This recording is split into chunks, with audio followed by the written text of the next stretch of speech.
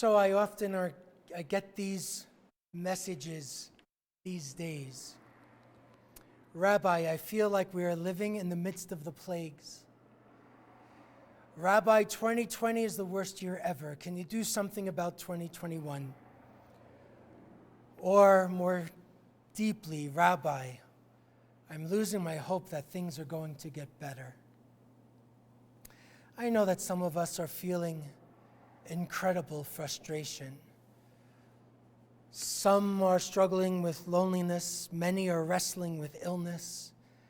We are desperate to get out, and we are angry at those who are treating this as a global pandemic and instead thinking about what is good for the almighty me. I see we have people feeling depressed, some out of a sense of moral injury, watching the perpetuation of hate, racism, misogyny, and anti-Semitism, and others who can't be with their loved ones across the country, parents growing older, grandchildren growing up, friends and family facing crises, and we're reluctant to contract or spread this virus. Now, I don't know about 2020, but the Jewish year 5,781 has real potential, folks. It has potential if we decide now that we want it to be different, that we want to be different. I don't mean that we can will this pandemic away. I've tried, and it doesn't work. But one of my mentors, Rabbi Chaim Herring, wrote a short little blog piece, and he called it a spiritual vaccine for 5781. It inspired me, it really did, to consider what I believe to be a spiritual vaccine, a way to use our faith and values to inoculate us against hopelessness. Let's start with a couple of assumptions. First, I do not believe that we are powerless. Second, hope is an amazing inoculator. Third, our faith, beliefs, values, ethics, truths throughout Jewish history, they've seen pandemics before. They've seen crusaders and exiles and concentration camps. And in every generation, faith, liturgy, ritual, ideas have brought comfort and consolation to our people through the generations. So for me, here are my ingredients for our spiritual vaccination program: generosity, community, vision, and hope. Let's start with generosity. Rabbi Avraham ben Harambam, he lived in the 1100s into the 1200s. He taught that generosity is the bestowal of good upon one who has no claim or entitlement to it. To pay a worker for his wages or a creditor for his debt is not generosity, but fairness and justice. However, giving tzedakah to the poor, bringing guests into the home not now, he was talking. Bringing guests into the home and bestowing gifts are acts of generosity. I believe that we really value generosity, but we aren't very good at it. We love watching others be generous, but we don't practice it very much. I would like to suggest that being generous, bestowing goodness upon one who has no claim, no entitlement to it, can bring meaning and satisfaction to our lives. And it doesn't have to be about money alone, and it doesn't have to be big all of the time.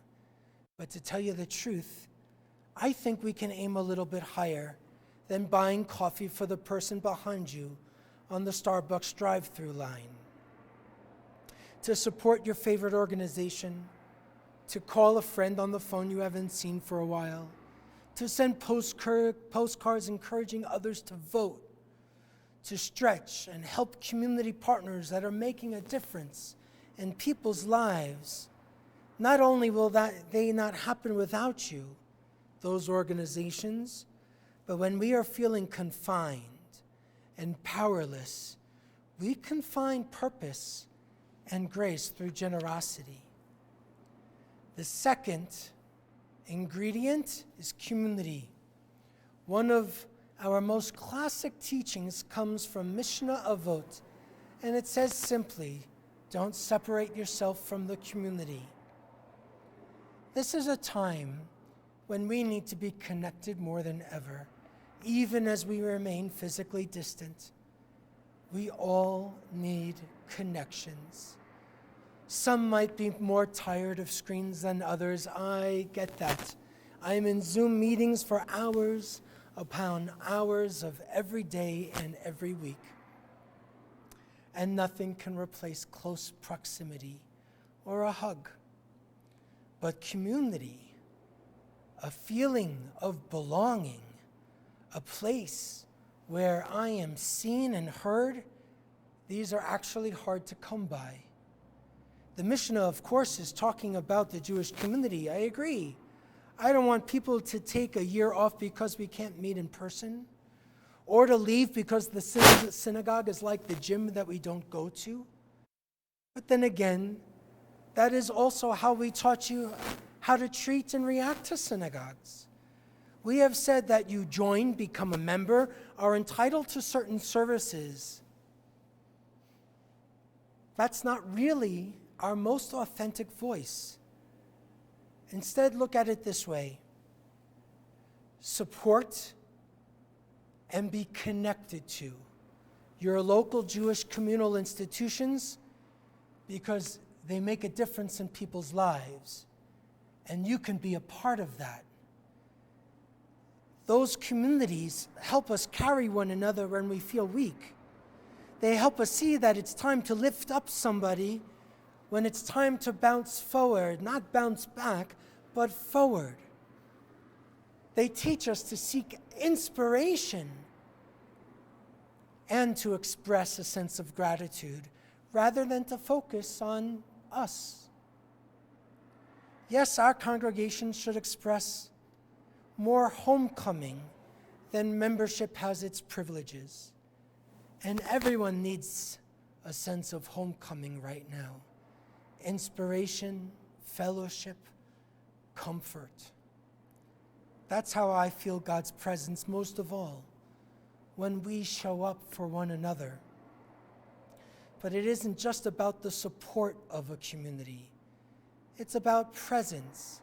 And I don't mean coming to programs. Presence is the showing up, the accompanying, when my friends need me, when the synagogue needs a minyan so someone can feel held when it's their time to say Kaddish. Showing up when I don't know what to do or say is one of the holiest things that we can do in our lives.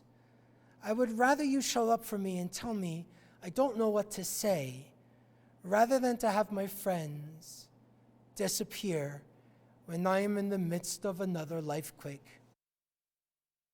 That third element is vision. Years ago, Rabbi David Wolpe in Los Angeles wrote the following. He wrote, "What does it mean to have vision? The prophets and sages of our tradition had vision. They didn't see or act like those around them.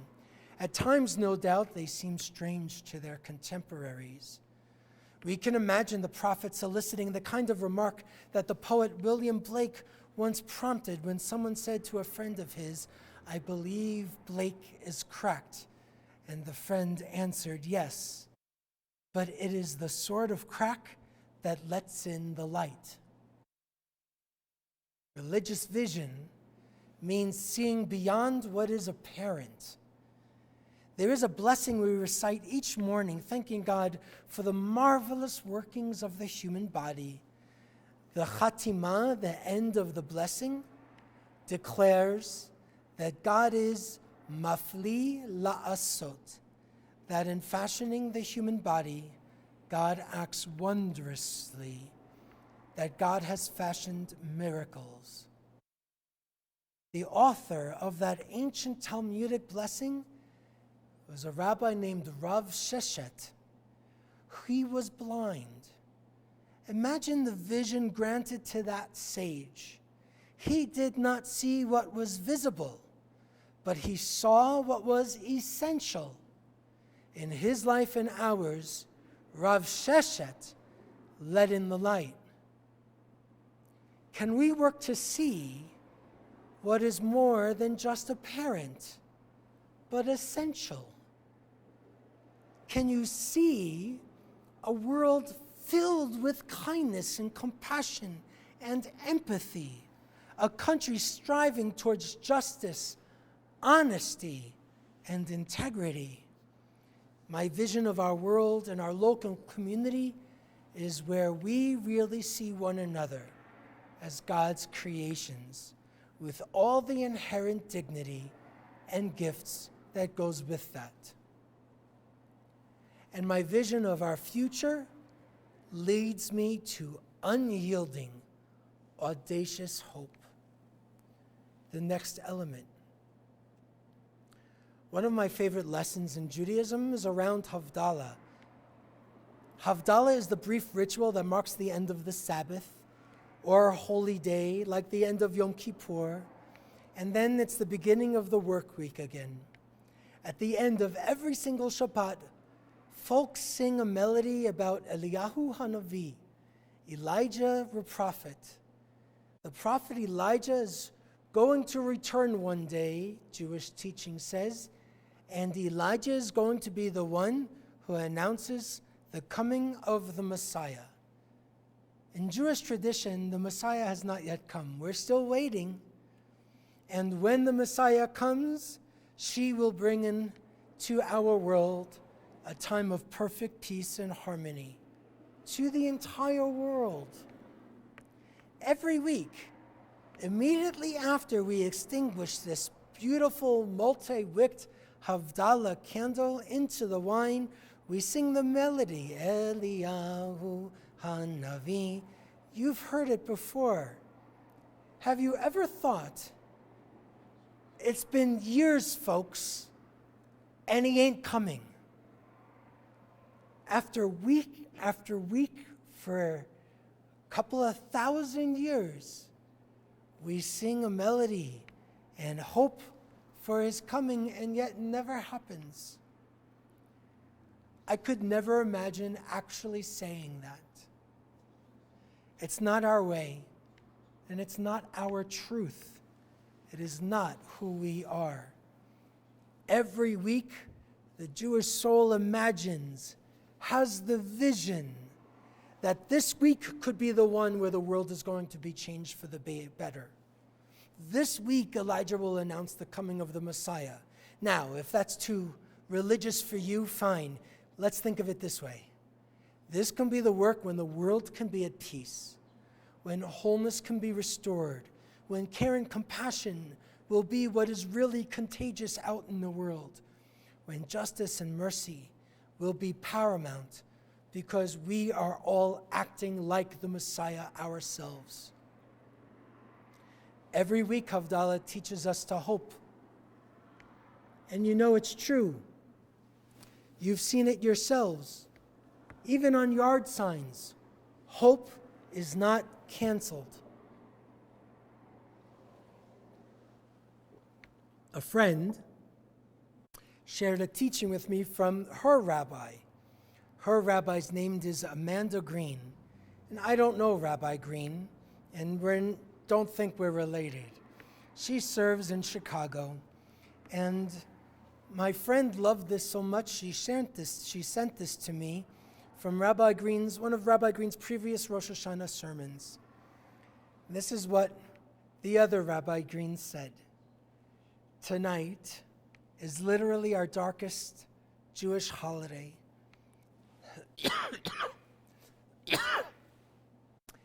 It is on this very day that the opening words of our prayers begin. Tiku v'chodesh shofar, b'keseh leyom chagenu. Blow the shofar when the moon is covered, is really what it's about. When the moon is covered, when we cannot see even a little sliver of light, we are commanded to blast the shofar, our symbol of hope, hope even in the darkest of times. So what is hope in the Jewish context? It isn't wishful thinking. Rabbi Heschel said that hope is a conviction. Hope is how I will see how I can act in the world. Yes, through generosity. Hope is how I continue to be strengthened by others. Yes, through community. Hope is the lens through which I will view the world. Yes, through your vision. And Rosh Hashanah is the day that the world was born, conceived, brought into being. Its very foundation is one of hope for new beginnings. May these elements of a spiritual vaccine bring you strength and resilience and understanding. And if you can't find your way to one of them, we here can help you. That's what community is for. And if we find our balance, our strength, then imagine what we can accomplish in the year ahead. Living and bouncing forward from this pandemic, fighting systemic racism, alleviating poverty, advancing a culture of care, protecting life on our planet, growing commitments to inclusion, equity, and understanding. Hillel teaches, if I am not for myself, who will be for me? So let's take these words to heart. Take care of yourselves. But don't ever forget his next line. If I am only for myself, what am I? What? You are no longer human, but become a what? If I only look out for myself, I am no longer created in God's image, but become a thing. And my friends, lastly, he said, if not now, when?